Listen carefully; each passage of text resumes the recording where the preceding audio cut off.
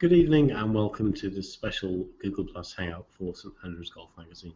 Unfortunately this evening my two colleagues, usually Les and Elizabeth, are unable to make the discussion, but I'll just give initial reaction to the R&A's announcement that the membership have overwhelmingly elected to admit women members to the Royal Ancient Golf Club of St Andrews. It's obviously positive news for golf around the world, not just in the UK or Scotland. It's something of a unique situation we have here in St Andrews with 5 male-only clubs and 2 women-only clubs, which happily coexist. You do have social members at the new golf club, which are female, over 100 of those, and likewise at other clubs. But it's obviously great news for golf in general. You have many women that are prominent golfers around the world on all the tours, and for finally the R&A to accept women golfers into the club is a great move, I think. Time will tell what sort of impact it has around the world in terms of growth of the game, but it does set the right example, and maybe down the road the clubs like Muirfield and Royal St George's will follow suit. I think the pressure now will be pretty much unbearable for them not to have a women's section, because they're obviously hosts of the Open and they're prominent golf clubs within the role that they play within the role of golf. So it's a historic day for golf, as you would have seen from our video on Facebook, which will be shared eventually on Google Plus as well. A lot of press, a lot of media there today. The Golf Channel were there, Sky were there, BBC were there, and the interest is great in this subject, especially with the Ryder Cup coming to Scotland next week and the Open coming back to St Andrews next year.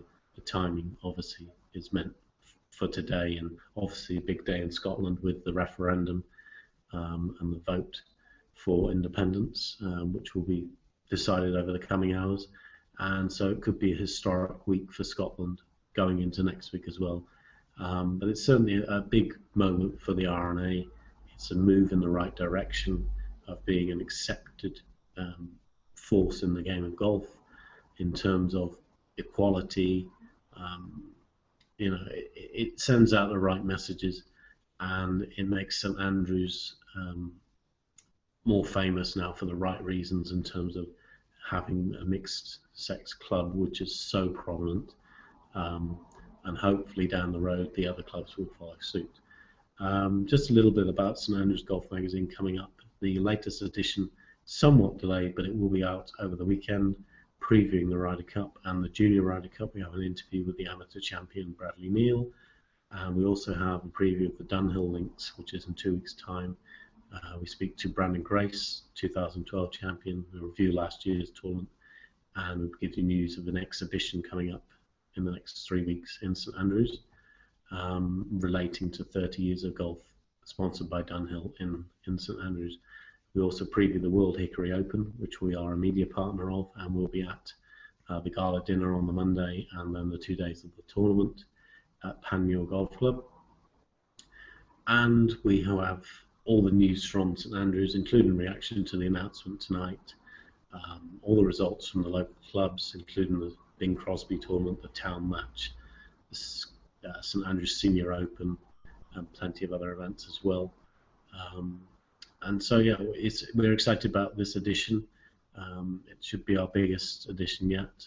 We've got a lot of positive feedback from the last few, and I think it's something which we're looking forward to sharing with you all, because it looks so good at the moment. So, but from me, that's it for this week. We will be back next week on a regular basis next week. We'll be back hopefully on Sunday previewing the Junior Ryder Cup. That will be in an afternoon slot in the UK, a morning slot in the United States, previewing the Junior Ryder Cup, because it's a mixed event. Boys and girls from both sides of the Atlantic, and then we'll be hopefully back on Monday evening, Tuesday evening, Wednesday evening to look at each day's play of the Junior Ryder Cup and then count down to the Ryder Cup. Thursday evening, after we've been to the opening ceremony of the Ryder Cup itself to preview the first morning, and then on Friday night we'll be looking back at the first morning and the first afternoon, and then likewise on Saturday, and then a reaction on Sunday.